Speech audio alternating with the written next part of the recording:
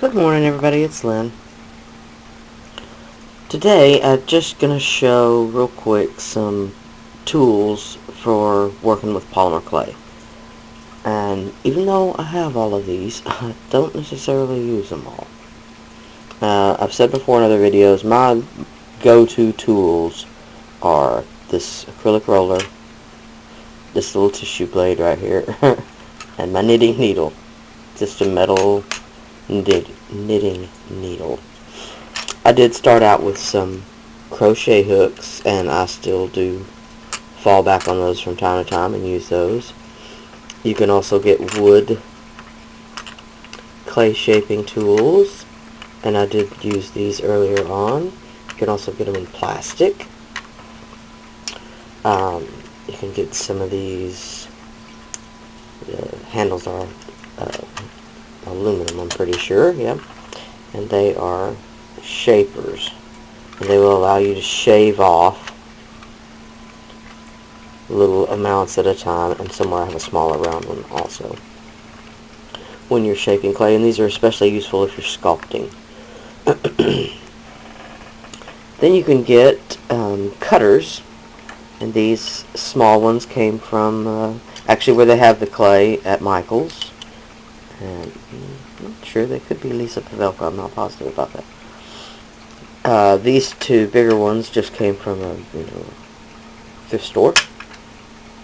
The big one may have came from Walmart, now that I said that. The apple definitely came from the thrift store, so did the heart. And when you're cutting the raw clay, of course it doesn't matter one way or the other whether they're plastic or metal. They also have, and these came from Michael's, it's a roller. And they come with different wheels that you can pop off and on, and I actually believe a new set actually just came out of these. I haven't gotten them.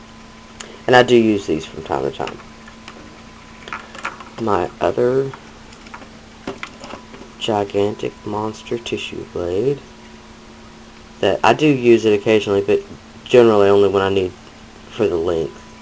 And if you're doing some of the techniques where you shave off a top layer of the clay, sometimes you'll need that length of blade to make it through your piece.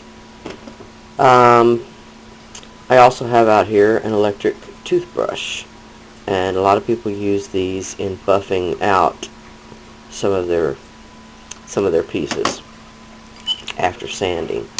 And then my other go-to tool when I'm making cabochons and stuff is this little bitty teaspoon. So then, let's scoot some of this back so I don't knock it off on the floor, which I'm liable to do. You can also get things like these, and this is, let's see if I can get over it a little bit. This is walnut hollow. Flip it around. Walnut hollow, and it comes with some cutters. Beautiful hearts. These are really nice. Flower, it's rectangles and circles. And then it comes with this little stamping tool. Am I going to be able to get it out? No. And at times when fingernails are a bad idea. Okay, here we go. And this is the handle. And then you screw in these tiny little stamping ends. And I've used those before. Plenty fun. And then it comes with this handle and sheets of letter stamps where you can stamp into the clay. I can't really show very well how deep they are. Get an individual one. And you just slide these into the track of that handle and make up your words there, and then just stamp very easily into the clay. It's really a nice tool if you're just wanting to put words into it. I wish there were other letter fonts. That would be fantastic. And of course, have I looked online to see if there is? No. But at Michael's, this is where this came from, at Michael's. Excuse me. And then, also walnut hollow, This is the clay extruder, and I'll have to get this out on another video and do a little demonstration. It does take some strength, a little bit of arm power, but basically you load the tube up with clay, and the good thing about this, it'll let you stack different colors. You can put in different ribbons of clay. There's quite a few different varieties of ways you can load it that will affect how your extrusion comes out. So you load it up, you put it back together, depending on what end, of course, you put in there, what your shape will come out, and then you twist the handle. Yeah, that helped. Whoa. There's no sun today, but I've got plenty of glare. You twist the handle to extrude out the clay, and you can make bracelets. I just saw on Pinterest some cute little handles for a purse, for a fabric purse. Love to try that. I love making purses anyway. And of course, then you've got things like, this is my all-time, let me get this out of the way, go-to tool, and it's a clay shaper. And it has a name on it, and can I read it? Probably not.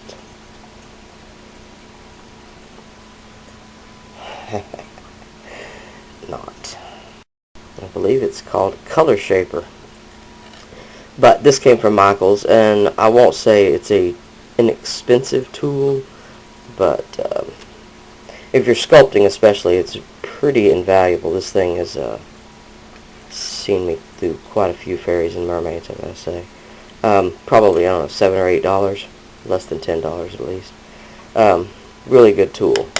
So, over the weekend, excuse me, reaching, my mother actually came by and brought me 4 blocks of this Craft Smart clay. So I have never used it. So I'm going to come back and do a little review. We'll mix some up and see what I think. Oh, go to, first of all, oh, bad glare, is my clay pasta roller. And this also came from Michael's a couple of years back. And it's like, it's like $25-ish, so use your half-off coupon if you decide to get one of these. Really good tool. Okay, here we go. The first thing that I noticed is, even in the package, it seems pretty nice and soft. I like that. It seems like the black streak on the wrapper is the outside flap, which is very handy, because my little pet peeve is these packaging on the polymer clay. I mean, really, I realize the extra cost it would be to have some sort of Ziploc type, but you just almost destroy the package opening them. And it's hard to do one-handed.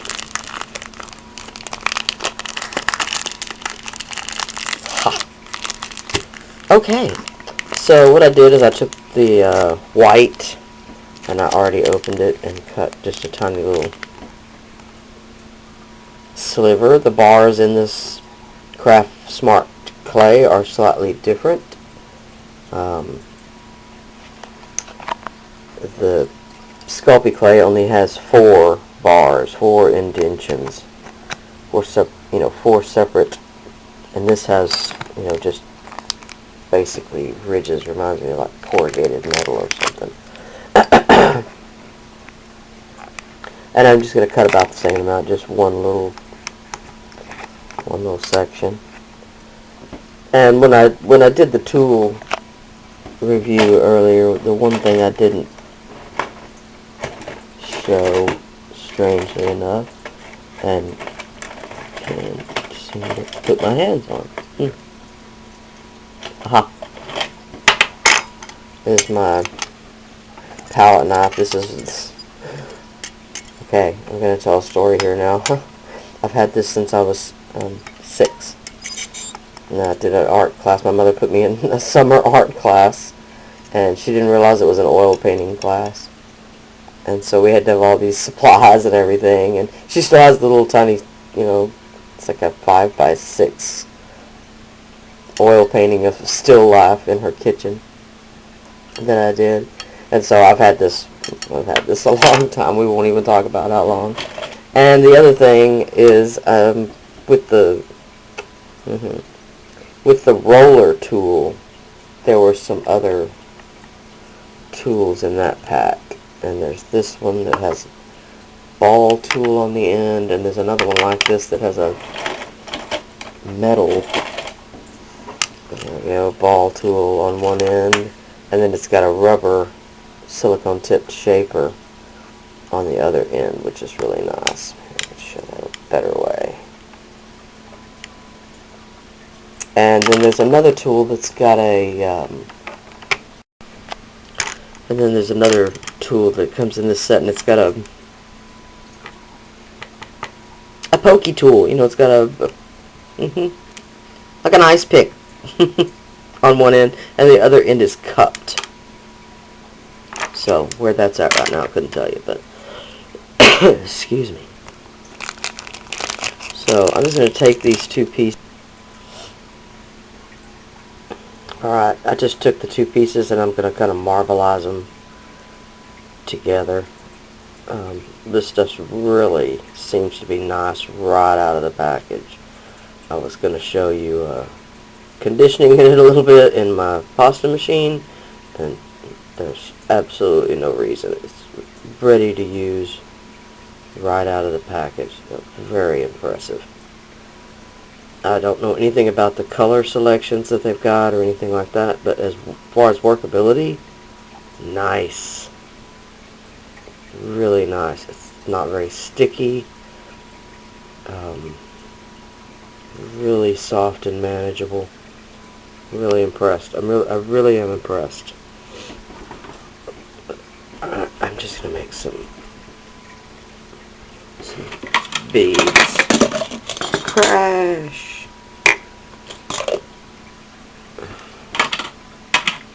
Hey, don't do that. Don't do it.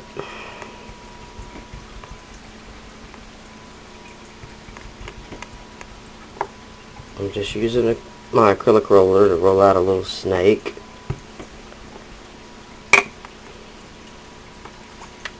Just like that. And then you can make all kinds of beads just with that one technique. You can make some tube beads.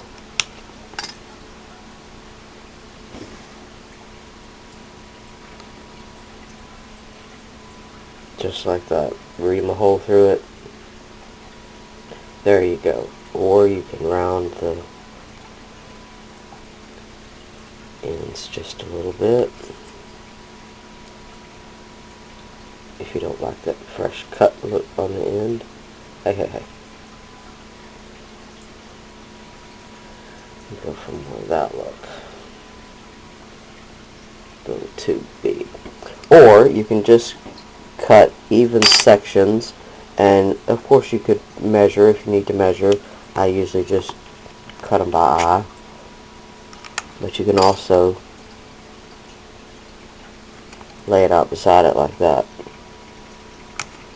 to cut similar, I'm in my own shadow, similar sized pieces. And then of course you can go from there and just roll them into beads.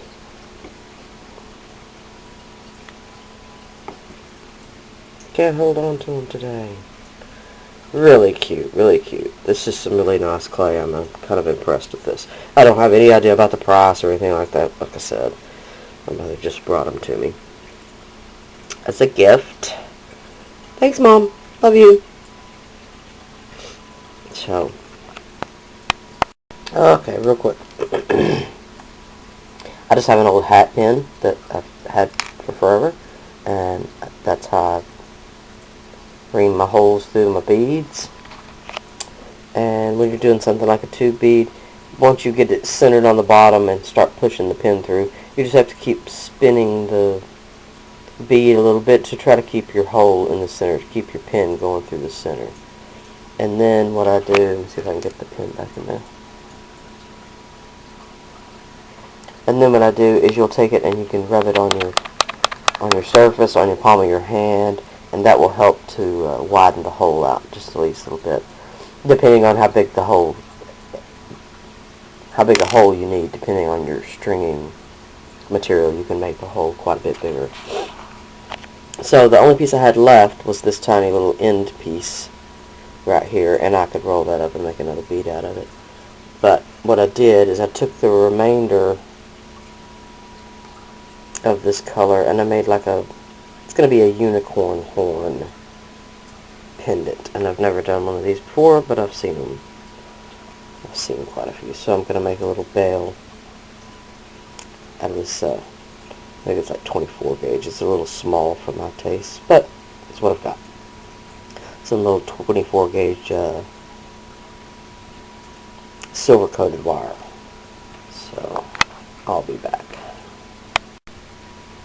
And I've shown this in another video, and there's no way I'm going to be able to show you while I'm holding my camera, but I've just bent the wire down over my round nose pliers, and I'm going to do that a couple of times where it'll have like 2 or 3 rounds, and then I'll just twist it on the bottom. It's pretty simple.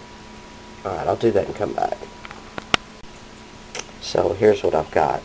I've got it round around 3 times, and then crossed over at the bottom. And then I'm just going to twist that a couple of turns.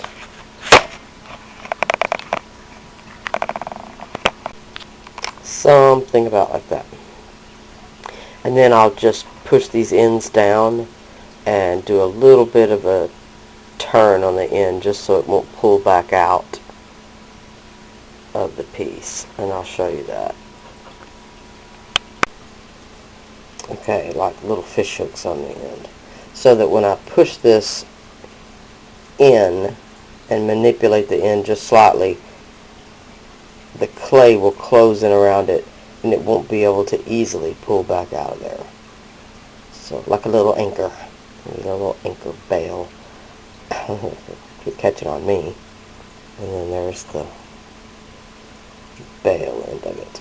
And the nice thing about the wrap, where you're wrapping it 3 times, you can separate these little wires, and it fans out a little bit and makes a really pretty detail on the top. So I'm going to put this. Alright, so here we go. Put it in there. And after it's baked, I'll spread that out. So that's what I'm going to do. I'm going to throw these in the oven and see how they come out. I'm going to look real quick, see what it says. If it has the same directions, which it does, 275, 15 minutes. It's usually per quarter inch, yeah, per quarter inch thickness. So something like this I would normally do for about 20. So that's what I normally do my beads at. So I'm going to bake those up and I'll come back. Okay, so here they are out of the oven. Not quite cooled off, but they're not hot. So they turned out cute. Yeah. I want you to see the detail, but I don't want to get so close that I'm all blurry. Stuck my thumb in the ink while I was off camera. Okay, and here is the unicorn horn thing. But what I really wanted to show is the color retention is really pretty good. It might have darkened just the least little bit in the oven, but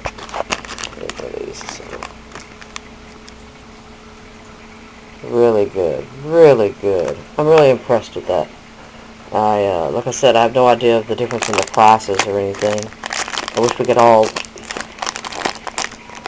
somehow tell Michaels that they need an online store. I live way too far from a Michaels to drive there, so come on, Michaels, get with it. Open an online store. I can order from Joann's, but that's it.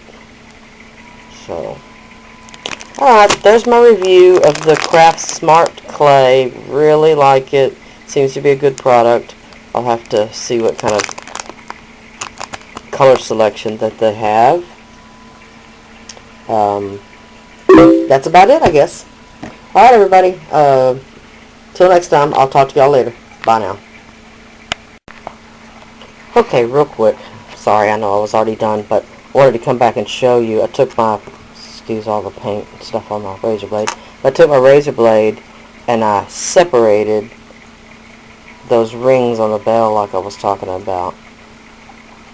And you can see how much more decorative it looks. Almost like a little crown on top than just the rings when they were pushed close together. So, there we go. It's turned out really cute. I like that detail at the top, as opposed to just a jump ring or something. So, I'm really done this time.